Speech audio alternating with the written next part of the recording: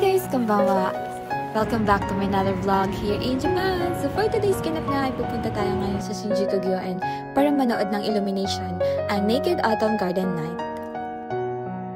Dahil gusto ko makapanood ng ganito, inaya ko agad yung kaibigan ko pagka-out ng trabaho na pumunta kami ng Shinjuku Gyoen. Buti na nga lang pumayag siya. Alam niyo ba na matagal ko na talagang gustong manood ng ganito kasi nga lang wala din akong oras kasi nga busy din ako sa trabaho. Tapos wala din akong lakas na loob na mag-travel din kasi puro gastos, gano'n. Pero ngayon na-realize ko na nagpapagod din naman ako sa trabaho dito, kailangan din naman paminsan-minsan i-treat ko din naman yung sarili ko. Kasi malay mo, dun ka mas lalo mag-grow, diba?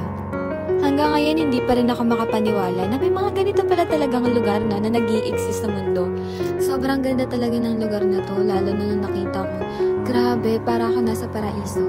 Dati talaga napapanood ko lang to sa Facebook, sa TikTok, ganon. Tapos sabi ko, kailan kaya ako makakapunta sa ganyang lugar? Kaya ngayon na nasa Japan na ako, no more sana all.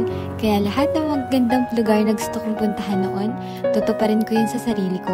But, syempre, may limitation pa rin. Kasi may mga kailangan din tayong gawin at unahin para sa pamilya natin.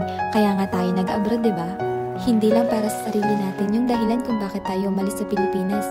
Syempre, may mga taong umaasa sa atin, lalong-lalo na yung mga taong naiwan natin sa Pilipinas. Lalong-lalo na yung magulang natin. Dahil syempre, may kaba din sila kung okay ba tayo, kumakain pa ba tayo, kumusta ba tayo, kasi hindi nila tayo nakikita sa personal. Hanggang dito na nga lang pala ang voice over ko. Sana magustuhan niyo yung video. Yan eh!